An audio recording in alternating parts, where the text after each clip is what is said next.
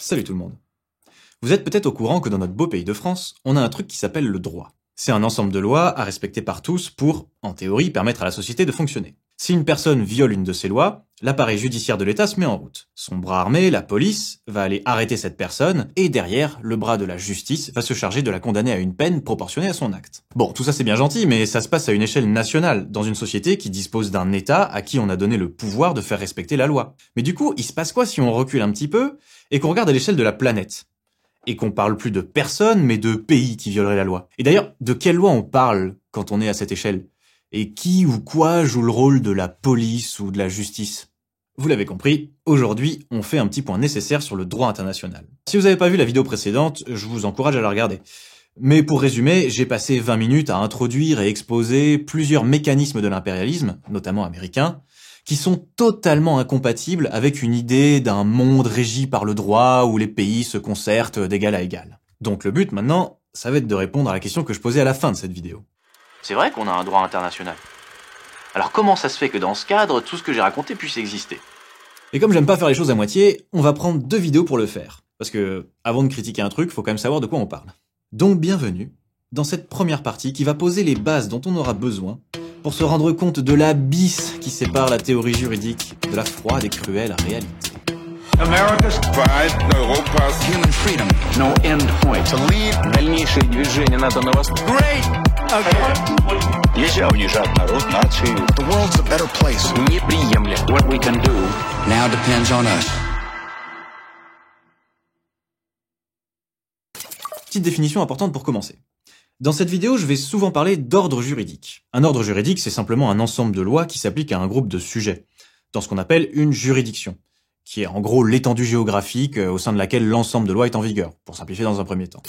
Par exemple, l'ordre juridique français est constitué de tout son corpus de droit, donc la Constitution, les divers codes, les lois ordinaires, tout ça, qui s'appliquent au sein de la juridiction du territoire national, dans le pays quoi. Et il s'applique à ces sujets, qui sont des personnes physiques, donc vous, moi, les gens, ou des personnes morales, donc c'est-à-dire des entreprises ou d'autres types d'organismes. Bien sûr, ce schéma est valable pour toutes les autres nations, qui ont chacune leur ordre juridique interne. Mais quand on en vient à l'ordre juridique international, qui sont les sujets de cet ordre-là ? Et quelle est sa juridiction ? Donc, première chose à faire, déterminer qui sont les sujets du droit international, c'est-à-dire à qui s'applique ce droit. Les premiers sujets du droit international auxquels on pense tout de suite, c'est évidemment les États. Et le droit international définit un État à partir de 3 caractéristiques fondamentales. Une population, un territoire et un gouvernement. Je passe sur les 2 premiers qui sont assez intuitifs, et pour le gouvernement, j'apporte juste 1 ou 2 précisions. On le définit comme l'entité politique qui a le contrôle effectif du territoire. Donc c'est quelque chose qui se constate de fait. Ensuite, ici, on prend pas du tout en considération le type du gouvernement qui est en place. Ça peut être une démocratie sociale anarchiste ou une monarchie absolue de droit divin, le droit international, il s'en tamponne. Tout ce qui compte, encore une fois, c'est que l'appareil d'État existe et contrôle en pratique son territoire. Une petite remarque au passage. La pratique tend à faire croire qu'un État existe tant qu'il est reconnu officiellement par une majorité d'autres États. Donc je précise qu'en théorie, c'est pas du tout le cas, La reconnaissance est purement déclarative et n'est pas du tout un prérequis à l'existence d'un État. Bon, maintenant c'est sûr qu'a priori, en pratique, un État qui est reconnu par personne va pas forcément aller bien loin en termes d'existence. Bon, maintenant qu'on sait tout ça pour les États, il y a une notion fondamentale qui en découle et qui est le socle du droit international. C'est la notion de souveraineté. La souveraineté est attachée à un État, puisque ça veut dire 2 choses. D'abord qu'il est seul maître à bord sur son territoire, et qu'au niveau international, il existe en tant qu'entité libre et indépendante. Personne ne peut donner des ordres à un État. Et la conséquence directe et fondamentale, elle aussi, de cette souveraineté, c'est l'égalité entre les États au regard du droit international. C'est pour ça que cette notion de souveraineté, elle est consacrée et protégée dans plusieurs textes juridiques internationaux, et en premier lieu dans la Charte de l'ONU. Ce principe du respect de la souveraineté, il donne au droit international une caractéristique bien particulière, son aspect volontariste. C'est-à-dire que c'est un droit auquel ces sujets se sont soumis par choix. Ce qui le distingue fondamentalement du droit interne. À aucun moment de votre vie, quelqu'un est venu vous voir et vous demander quelle loi du pays vous acceptiez et quelle loi vous rejetiez. Vous êtes ressortissant de tel État, donc vous êtes soumis à tel corpus de loi qui s'appliquera de manière verticale par la main des autorités compétentes. Donc j'insiste bien sur cet aspect parce qu'il est vraiment essentiel et il peut paraître assez contre-intuitif. Mais oui, le droit international et ses textes sont produits par la seule volonté des États. En fait, si on voulait quand même essayer de comparer ça avec du droit interne entre personnes physiques, ce serait un peu comme pour une association. Plusieurs personnes décident de s'associer dans un but précis, et pour ça, ils créent une asso, qui aura donc un règlement intérieur, auquel les membres choisissent librement de se conformer. Donc oui, en première approximation, si on veut, on peut dire que le droit international est un peu un genre de vaste règlement associatif. Bon là, vous aurez peut-être envie de me dire, ça a l'air un peu abusé cette histoire de souveraineté et de règles basées sur la volonté. Au final, si un État a pas envie de respecter une obligation, il pourrait juste dire non, si vous voulez m'obliger à faire ça, vous violez ma souveraineté. Respecte mon autorité! Eh ben non, ça, même dans la théorie, ça marche pas. Parce que comme je l'ai dit, le droit international est produit par la volonté des États. Ça veut dire que toute obligation qu'un État doit respecter est une obligation à laquelle il s'est engagé souverainement. Donc concrètement, il peut pas invoquer sa souveraineté pour prétendre ne pas respecter une obligation, puisque cette même obligation n'est rien d'autre que l'expression de sa souveraineté. Bon, bien sûr, un engagement peut être remis en cause suite à un changement d'avis ou autre, mais ça, on y revient plus loin. Une dernière chose importante sur toutes ces histoires. Je l'ai rapidement évoqué, mais la souveraineté d'un État, ça veut aussi dire qu'il est seul maître sur son territoire national. C'est lui et lui seul qui a le pouvoir d'y produire des lois, de les faire appliquer, et de gérer les affaires du pays sans aucune ingérence de qui ou quoi que ce soit. Ouais, je sais, c'est beau la théorie. On dit qu'il a une compétence nationale exclusive ou encore un domaine réservé. Et la conséquence de ça, c'est qu'il n'y a pas vraiment de hiérarchie des normes entre les ordres juridiques internes et internationaux. On peut plutôt dire que ces ordres juridiques coexistent en quelque sorte, même si cette idée ne fait pas complètement consensus. Ça entraîne tout un volet du droit pour gérer les interactions et les éventuelles collusions entre ces ordres juridiques, mais on n'en parlera pas plus dans cette vidéo. Deuxième principal sujet du droit international, les organisations internationales. Alors on peut définir ça rapidement comme une association permanente d'États, créée dans un but précis et instituée par un acte constitutif qui lui confère des organes propres. Ouais, c'est pas faux. Ouais, bon, pour mieux comprendre, on va prendre l'exemple de l'Organisation des Nations Unies, l'ONU, qui est la plus grande et évidemment la plus importante des organisations internationales. On a des États qui se disent que ce serait quand même pas mal d'assurer la paix mondiale et la sécurité internationale. Donc dans le but de réaliser cet objectif précis, ils vont s'associer de façon permanente. Et pour ce faire, ils créent une organisation, l'ONU, et ils produisent tout un ensemble de textes juridiques pour la constituer. C'est ça, l'acte constitutif. Et ce texte, il va notamment décrire ses modalités de fonctionnement et les organes qui vont la composer. Par exemple, ici, entre autres, un conseil de sécurité et une assemblée générale avec leur fonctionnement propre. De façon générale, pour résumer, une organisation internationale, elle possède un certain nombre de pouvoirs qui sont circonscrits par son acte constitutif. En gros, elle a les pouvoirs que les États créateurs lui ont donnés. À partir de là, les modalités précises sont très variées et je vais pas me lancer dans des énumérations. Ce qui est important de retenir ici, c'est que depuis 1949, on considère que les organisations internationales possèdent la personnalité juridique internationale, comme les États. Ça veut dire qu'elles peuvent avoir des obligations et se prévaloir de droits dans l'ordre juridique international. Et enfin, pour clore le dossier des sujets du droit international, je mentionne rapidement quand même au passage qu'il peut arriver que des personnes privées, donc des individus ou des entreprises par exemple, qui de base ne sont pas des sujets de droit international, le deviennent plus ou moins dans une certaine mesure. C'est des cas assez particuliers et plutôt variés, Par exemple, une entreprise qui signe un contrat avec un État. On peut aussi avoir le cas d'un individu qui serait un réfugié et qui peut se prévaloir de certains droits issus de l'ordre juridique international. Bon, je vais pas détailler plus que ça ces points-là, mais sachez que ça existe. Bon, maintenant on va voir un petit peu ce qu'on a comme organisme et comme textes principaux en droit international. Bon, ça, vous le savez déjà, l'organisation la plus importante qui existe, c'est l'ONU, l'Organisation des Nations Unies. Donc on va s'arrêter vite fait sur son fonctionnement. Bienvenue dans la Minute Infographique officielle. L'Organisation des Nations Unies est instituée en 1945 à la suite de la Seconde Guerre mondiale par 50 premiers États membres, en remplacement de la Société des Nations. En 2023, elle compte pas moins de 193 États membres. Ses objectifs sont de maintenir la paix et la sécurité internationale et de développer la coopération entre les États du monde. Pour réaliser sa mission, elle est composée de 6 organes principaux. L'Assemblée générale, elle est présentée comme le principal organe délibérateur et décisionnaire de l'ONU, et elle est le seul au sein duquel tous les États membres sont représentés en permanence. Ils se réunissent chaque année à New York pour des débats et des votes sur les questions en cours. L'Assemblée générale est représentée par un président élu pour un mandat d'1 an. Le Conseil de sécurité, composé de 5 membres permanents, États-Unis, Russie, Royaume-Uni, Chine et France, disposant d'un droit de veto, et de 10 membres non permanents, il est l'organe compétent pour constater les menaces contre la paix et la sécurité, et proposer des solutions le cas échéant. Il est le seul organe habilité à prononcer des sanctions contre les États, voire à autoriser ou prescrire l'usage de la force armée. La Cour internationale de justice est l'organe de règlement des différends internationaux. Son rôle est notamment de rendre des décisions de justice dans des contentieux entre États lorsque ces derniers la sollicitent et acceptent de se soumettre à son jugement. Le secrétariat général gère les affaires quotidiennes de l'organisation. Le secrétaire général, élu pour 5 ans renouvelables, est le chef de l'administration de l'ONU. Bon, ça c'est fait. Alors, ensuite... Pardon. Bon, ça c'est fait. Alors on va quand même mentionner pour mémoire les deux qui manquent, même s'ils nous intéressent pas trop ici. Le Conseil économique et social, dont on reparlera sûrement dans des prochaines vidéos, et le Conseil de tutelle, qui lui en fait existe quasiment plus que sur le papier, vu que c'était un organe chargé de gérer les transitions d'anciennes colonies vers l'indépendance, et qu'il a officiellement cessé ses activités en 1994.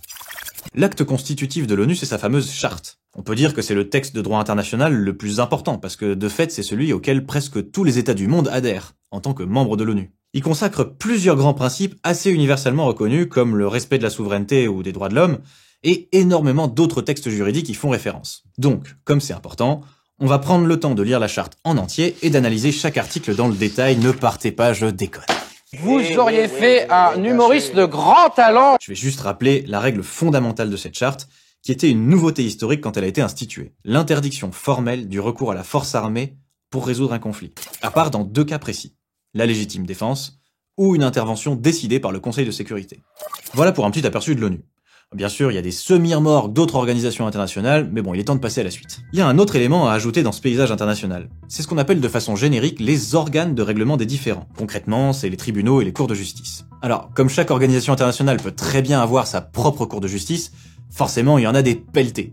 Donc, bien sûr, on va se concentrer ici sur les 3 plus importantes. Et je fais un très rapide encart définition pour introduire une notion qu'il faut avoir en tête à partir de là. La jurisprudence. Un texte de loi, si on veut l'appliquer dans un cas précis, il faut nécessairement l'interpréter, ce qui va faire trancher le litige d'un côté ou de l'autre. Et le rôle d'une cour, c'est justement de fournir ce travail d'interprétation et de s'en faire l'arbitre. Une fois qu'une cour, légitime sur un cas donné, aura arrêté une décision, l'interprétation qu'elle aura faite des textes de loi pour ce cas précis sera soigneusement enregistrée et servira de référence pour des futurs cas similaires qui feront appel au même texte. On dit que la décision de la cour fait jurisprudence. Donc quand on parle de la jurisprudence de telle ou telle cour, c'est simplement l'ensemble des arrêts qu'elle a rendus dans le passé et qui servent de référence pour l'interprétation des textes dans des cas futurs. La cour la plus essentielle à évoquer, c'est la CIJ, la Cour internationale de justice. C'est l'organe principal de règlement des différends de l'ONU. Son rôle, ça va être de prononcer des arrêts dans le but de résoudre des litiges entre États. Parfois, on entend parler de la CPJI, la Cour permanente de justice internationale.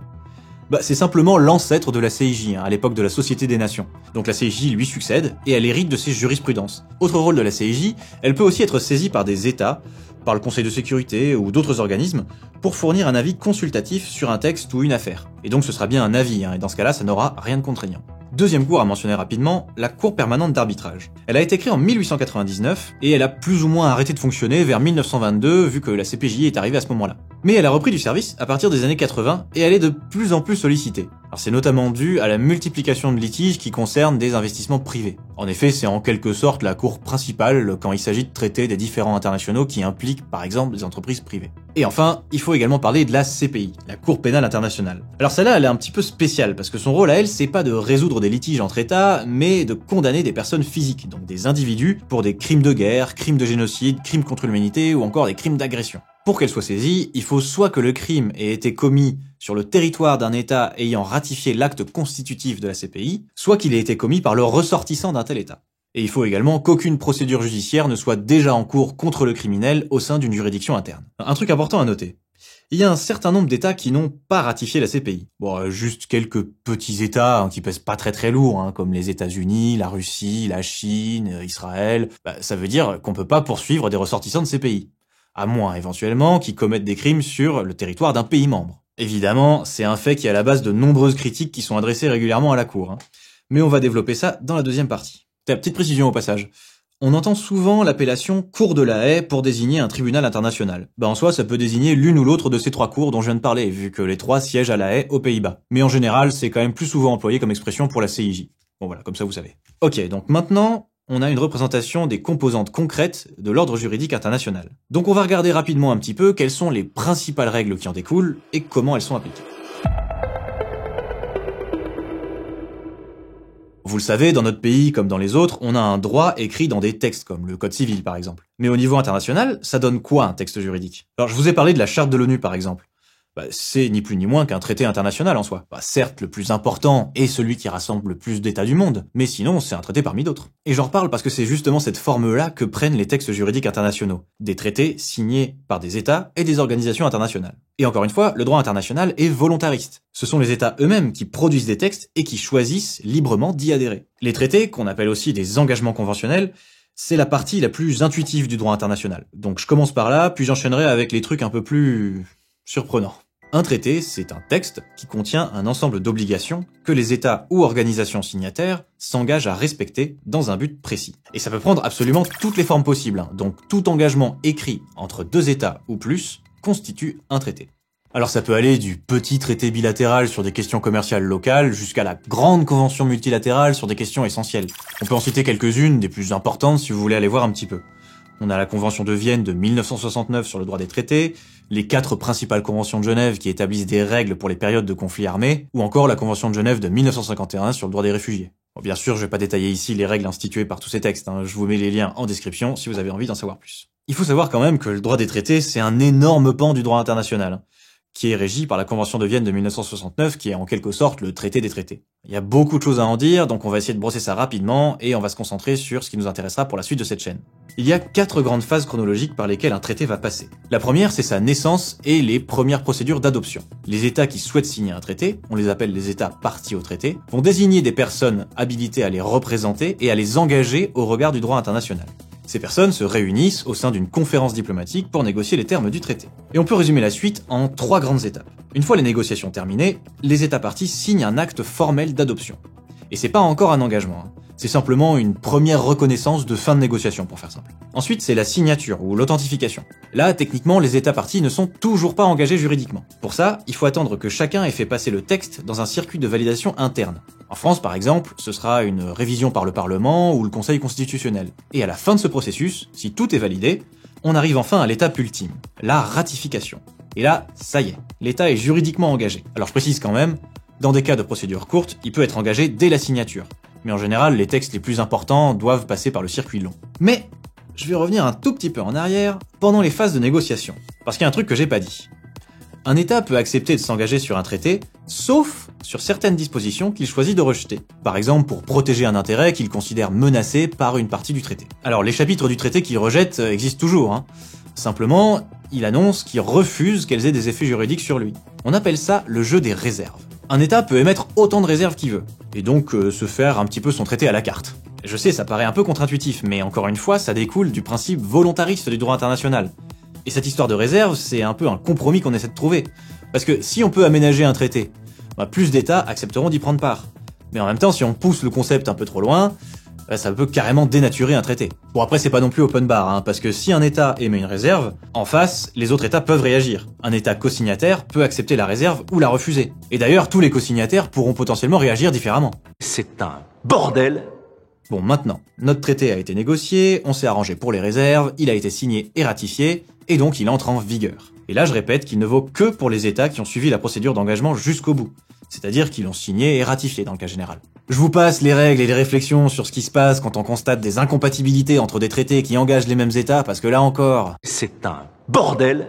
Maintenant, on passe à l'ultime étape de notre traité, qui en fait est juste une possibilité. Sa potentielle remise en cause. Comment ça se passe si un ou plusieurs États parties veulent faire évoluer, modifier le traité, voire carrément en sortir ? Au niveau de la procédure déjà, certains traités contiennent eux-mêmes des dispositions qui permettent aux parties d'en sortir. Dans ce cas, on cherche pas plus loin et on se réfère à ces clauses-là. Mais si le traité ne dit rien sur la question, alors la Convention de Vienne nous dit qu'un État peut quand même en sortir en le dénonçant sous certaines conditions. Mais pour sortir dans les règles, tout l'enjeu est de trouver un motif valable. Et il y en a plusieurs dans la théorie. Par exemple, un traité peut être considéré comme nul s'il a été adopté sous la contrainte. Et en théorie, ça vaut pas que pour la contrainte militaire, hein, ça vaut aussi pour les contraintes politiques et économiques. Après, il y a tout un ensemble de motifs qui sont un peu les coups du sort si on veut. Par exemple, le changement fondamental de circonstances. Ça, c'est si un contexte essentiel au consentement se retrouve bouleversé d'un coup. Il y a aussi la guerre, qui abroge en théorie les traités entre les belligérants. On peut encore parler de la force majeure. Là, c'est carrément si un État devient matériellement incapable de tenir ses engagements. Et dernier point intéressant, l'exception d'inexécution. Si un État a violé un traité, un autre État qui a subi des dommages importants suite à cette violation peut entamer une procédure de sortie du traité. Voilà, c'était une intro résumée à grands traits du droit des traités. Au final, c'est une partie plus ou moins intuitive du droit international, hein. Un traité, ça ressemble instinctivement à un contrat, donc on connaît un petit peu. Mais du coup, on a tendance à imaginer que l'intégralité du droit international est contenue dans les traités.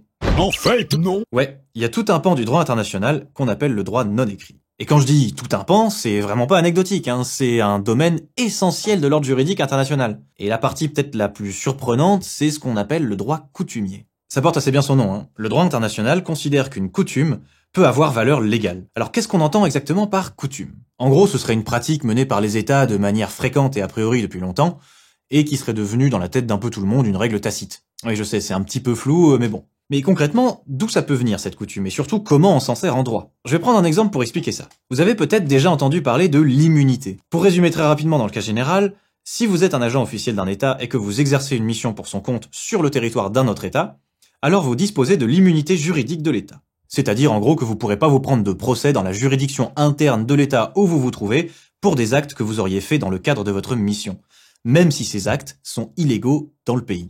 Voilà, la seule chose que peut éventuellement faire le pays en question, c'est vous renvoyer.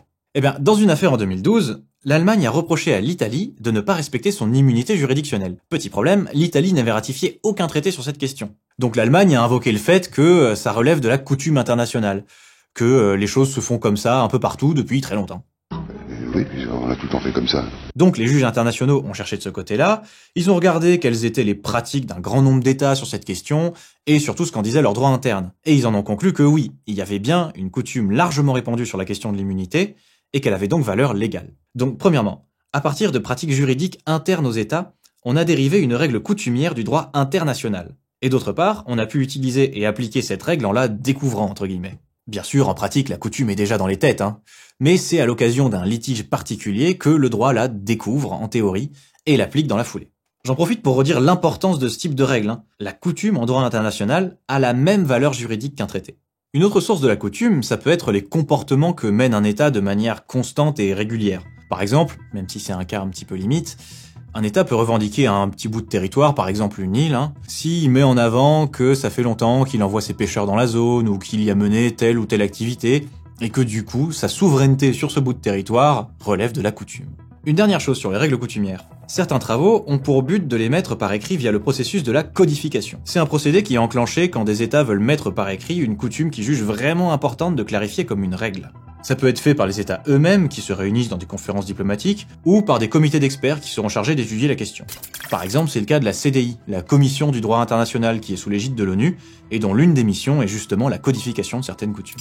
À la fin, ce procédé peut aboutir à une convention écrite, signée et ratifiée par les États, ce qui transforme plus ou moins la coutume en traité du coup, même si elle peut encore évoluer par la suite. Et enfin, je vais quand même parler vite fait de l'autre domaine du droit international non écrit, que je vais regrouper sous le terme un peu générique de normes impératives. Et au passage, si vous allez creuser ces histoires un peu plus loin, vous rencontrerez peut-être le terme de jus cogens. C'est juste le mot savant pour désigner ces normes impératives. Ouais, chez les juristes, ça aime beaucoup le latin apparemment. Audi, panem, quid meliora. Ça veut rien dire, mais je trouve que ça boucle bien. Les contours de ce truc restent assez flous, mais en gros, c'est un ensemble de règles élémentaires que le droit international considère comme applicables à tous ces sujets, et qui est au-dessus de toutes les règles, qu'elles soient issues des traités ou de la coutume. Là, pour le coup, il y a une notion de hiérarchie. Ces normes impératives sont au-dessus de tout, même s'il n'existe pas vraiment de liste exhaustive et consensuelle de tout ce qu'elles contiennent. Forcément, ça génère pas mal de critiques, parce que concrètement, on retrouve par exemple dedans des choses auxquelles tous les États adhèrent dans la théorie, l'interdiction du génocide, de l'esclavage, ou encore le principe d'égale souveraineté des États. Ouais, je pense qu'on imagine un peu mal un État se ramener comme ça à l'Assemblée Générale en mode non, s'il vous plaît, le génocide, j'aimerais qu'on garde, moi, quand même. Au cas où. En fait, c'est des raisons plutôt théoriques qui rendent les États frileux sur cette question. Parce que considérer une norme comme impérative ou pas, ça relève de la subjectivité des États. Et par exemple, la France refuse de reconnaître ce principe de norme impérative, de peur qu'un jour, ça contienne quelque chose de contraire à la Constitution française. Bon, perso, ça me semble être un peu un numéro d'équilibriste, parce que c'est justement censé être des normes impératives qui s'appliquent à tous, qu'on y adhère explicitement ou pas. Mais bon, bref, c'est un peu de la théorie, tout ça. Je pense que le pays a en ce moment des priorités un peu plus concrètes à gérer. On bite rien, et en plus on s'en fout. Maintenant, c'est bon. On a à peu près toutes les règles. On peut passer au plus important. Qu'est-ce qui se passe quand elles ne sont pas respectées? Comment on résout un différend en droit international? Pour cette partie, on va commencer en partant du principe qu'un État A commet un acte illicite. Par exemple, il déroge à une obligation à laquelle il s'était engagé dans un traité. Dans ce cas, on dit que sa responsabilité internationale est engagée. Il doit assumer les conséquences de son acte illégal. Alors ça paraît tout simple, ce premier concept, mais ça peut parfois être assez compliqué parce qu'il faut bien déterminer de manière sûre que l'acte est imputable à l'État. Ça pose pas mal de questions que je vais gentiment mettre de côté. Maintenant, deuxième point. L'acte illicite a généré un dommage envers un autre État B. Et supposons que ce dommage soit matériel, par exemple des infrastructures qui seraient détruites. L'État B peut alors exiger des réparations de la part de A. L'idée des réparations, c'est de se rapprocher autant que possible de l'état des choses avant le dommage. Donc le premier mode qu'on va considérer, c'est les réparations en nature. Dans notre exemple, A pourrait être tenu de reconstruire les infrastructures détruites. Mais si concrètement c'est pas possible, alors on passe au deuxième mode de réparation, l'indemnisation financière. A devra verser un montant à B qui sera calculé selon des procédures spécifiques en fonction de l'ampleur du dommage. Mais un dommage n'est pas forcément matériel, il peut être immatériel. On parle aussi de préjudice moral. Concrètement, ça peut être une offense au drapeau ou un survol de l'espace aérien d'un État sans son autorisation. Là, c'est le troisième mode de réparation qui entre en jeu, la satisfaction. Concrètement, ça peut simplement être des excuses officielles par exemple, ou une reconnaissance de violation dans une déclaration, enfin ce genre de truc quoi. Oui, ça a une portée purement symbolique, mais c'est pas du tout négligeable pour autant en diplomatie. Maintenant, on peut aller un peu plus loin. Un État qui a commis un acte illicite, il y a aussi des mécanismes pour le sanctionner. La sanction peut venir d'une organisation internationale qui aurait des organes habilités à sanctionner dans des cas spécifiques, et seulement ses États membres bien sûr. Donc je vais encore citer la plus importante qui rassemble à peu près tout le monde, l'ONU. En l'occurrence, c'est le Conseil de sécurité qui détermine si les actes d'un État sont susceptibles de menacer la paix ou la sécurité internationale. Et si c'est le cas, c'est lui qui valide la mise en place de sanctions, voire carrément un recours à la force armée. Par exemple, la première intervention militaire en Irak en 1990, la première guerre du Golfe, elle avait été validée par le Conseil. Donc en soi, elle était légale. Ça veut pas dire que c'était une bonne idée, hein. Mais, et là on repart dans le contre-intuitif, un État peut aussi réagir à un acte illicite d'un autre État via ce qu'on appelle des contre-mesures. Alors en principe, c'est pas n'importe quel État qui réagit. Celui qui a le droit de réagir, c'est celui qui a subi des dommages à cause de cet acte illicite. Et concrètement, ces contre-mesures, elles peuvent prendre à peu près toutes les formes pacifiques possibles, en fonction de ce que l'État qui les prend a à sa disposition. Ça peut être des sanctions économiques, ou un rappel des diplomates. Là, on est sur des contre-mesures à portée punitive ou symbolique. Ou encore, ça peut être une saisie des avoirs. C'est-à-dire, par exemple, que l'État lésé réquisitionne de l'argent appartenant à l'État adverse, mais qui est présent dans sa banque centrale. Et il se sert de cet argent comme indemnisation. Donc là, on est plutôt sur des contre-mesures de type réparatoire. Un point très important sur les contre-mesures. Ce sont des mesures de rétorsion, et donc qui sont illégales dans un autre contexte. Elles sont considérées licites seulement en réaction à un acte illicite. Et elles ne peuvent pas s'étendre à d'autres États que l'État fautif. Retenez bien ça. Donc, pour résumer un peu et souligner le côté contre-intuitif de ce mécanisme, c'est bien l'État qui se prétend lésé par un acte qui l'identifie comme illicite, qui prend des contre-mesures.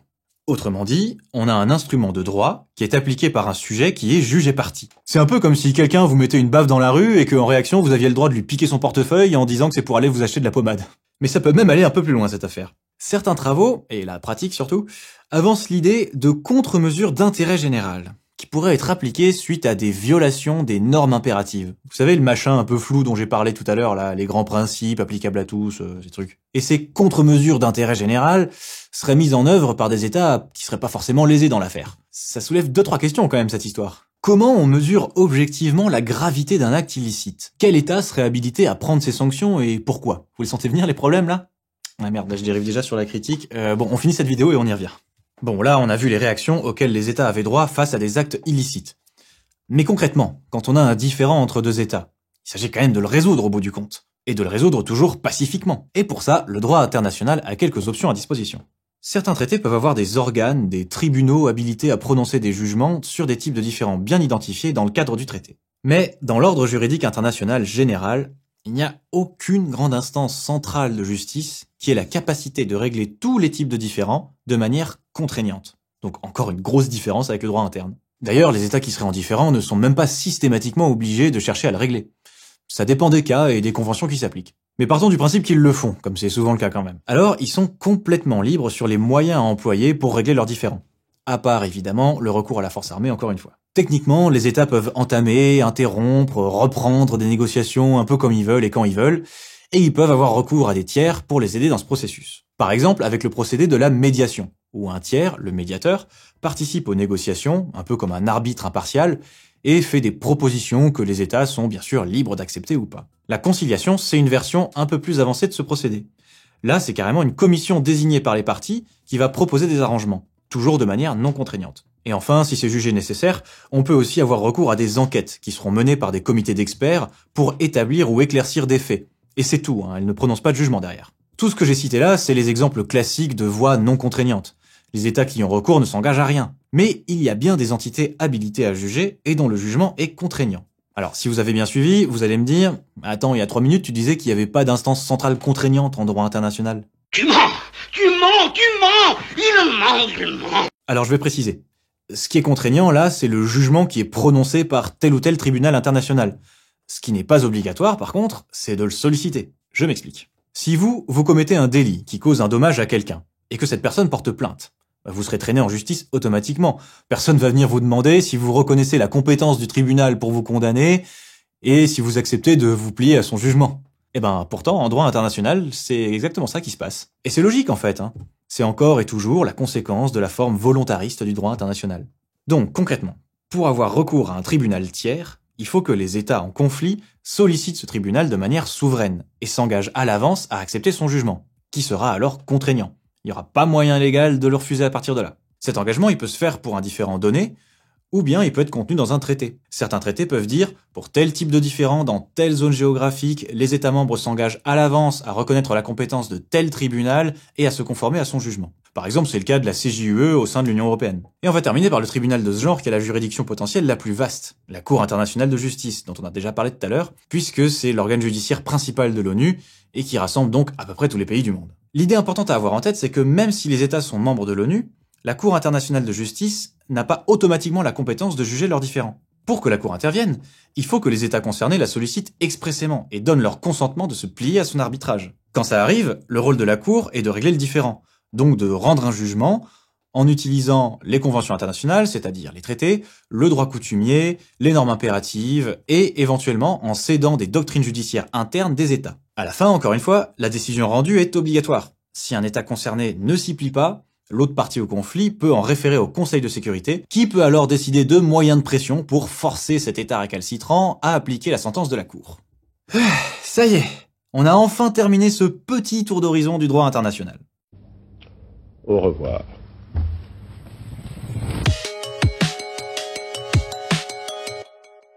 Pour ceux qui voudraient creuser les sources un peu plus loin, je précise que le script de cette vidéo a été très largement construit à partir du manuel de droit international public de Denis Allan. Donc si vous voulez aller plus loin, n'hésitez pas à vous le procurer, c'est dense, c'est technique, mais c'est très bien foutu. En résumé, on a un droit qui s'applique à des États et des organisations internationales, qui est produit par des traités, des coutumes et des grands principes généraux un peu flous, mais pourtant primordiaux. On a des procédés et des organes de règlement des différends comme la Cour internationale de justice. Et tout ça est englobé dans un principe volontariste selon lequel rien ne peut être fait sans l'initiative ou le consentement affirmé des États. À ce stade, on a seulement exposé la théorie en gros. Mais je pense que vous avez déjà dû tiquer sur 2-3 trucs un peu nébuleux. Des termes un petit peu flous ou au contour pas très bien définis. Ça, c'est la pointe de la partie émergée de l'iceberg. Donc dans la deuxième partie, on va mettre la théorie en face du réel. On va voir si tout ce qu'on a décrit ici aboutit à un bel ordre juridique équitable, ou si ça ne donne pas au contraire une nouvelle manière de construire et de justifier des rapports de domination.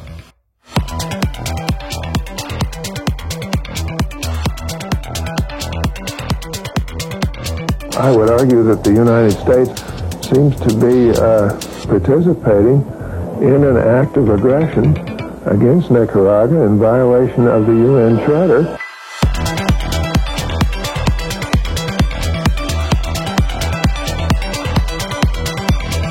We cannot, we will not stand by as our people are threatened by a kangaroo court.